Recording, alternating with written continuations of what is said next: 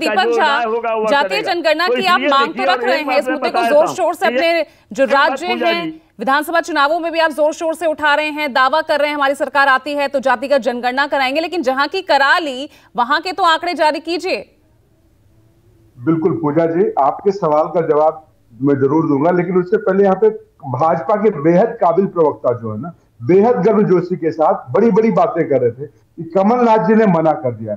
आज भाजपा का नामकरण कर देता हूं मैं, बेशरम जनता पार्टी, बेशरम झूठी पार्टी। टीवी पे बैठ के राष्ट्रीय प्रवक्ता भाजपा के यहाँ पे कह रहे कमलनाथ, भैया आप कोई तर्क है, कोई आपके पास सबूत नहीं होता तो आप कमलनाथ राहुल गांधी जी को पकड़ लेते हैं।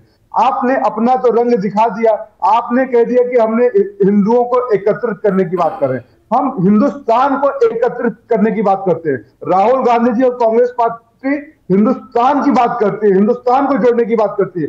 आज आपने कहा हम हिंदुओं को जोड़ने की बात करते हैं, ये पूरे देश ने देख लिया। आज आप ये बताइए, नरेंद्र मोदी जी जब भरे मंचों से कहते मैं पिछड़ी जाति से आता हूं, मेरी मां बर्तन मांजती थी, फिर नरेंद्र मोदी जी का कौन सा पिछली जाति का चरित्र था, ये कौन सा चेहरा, कौन सा संस्कार था? आज नरेंद्र मोदी जी और भाजपा बौखलाई हुई है। अमित शाह जी तेलंगाना में जाते हैं, कहते हैं मैं ओबीसी मुख्यमंत्री बनाऊंगा। तो आखिर भाजपा इतनी कंफ्यूज क्यों है, या देश की जनता को कंफ्यूज क्यों करना चाहते हैं? हम इसका जवाब चाहते हैं भाजपा से।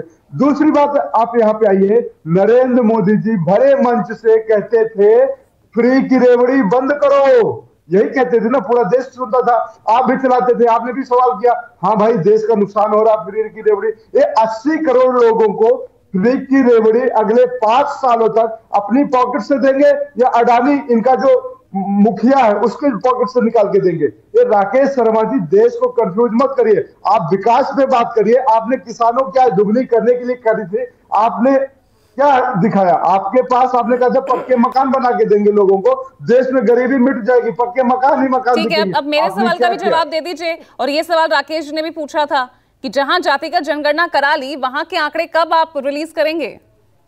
बिल्कुल, आंकड़े अभी देखिए, बिहार में जातिगत आंकड़े हुए हैं। हमारे राहुल गांधी जी ने वादे किए हैं कि जहां जहां हमारी सरकारें आएंगी, राज्यों से लेकर देश तक, हम जातिगत जनगणना कराएंगे। और जातिगत जनगणना का मतलब होता है आप गरीबी की जनगणना करा रहे हैं इस देश में। ठीक है, जहां सरकार आएगी वहां तो करा लेंगे, लेकिन जहां है वहां कब?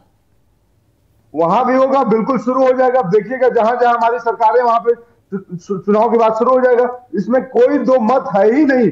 हम इस देश के गरीब को आगे ले जाना चाहते हैं। यहाँ पे भाजपा प्रवक्ता ने एक और शब्द कहा था, अभिजात वर्ग। हम तो चाहते हैं जो गरीब है वो अभिजात बन जाए। भाजपा सामंतवादी सोच रखती है और इनकी जो सामंतवादी सोच को आखिर खील ठोकेगा वो अभिजात वर्ग गरीब होकर आएगा, गरीब के ऊपर आएगा और इनकी सोच को खील ठोक देगा। तो भाजपा बौखलाई हुई है अपने झूठे प्रचार से, अपने झूठे वादों से।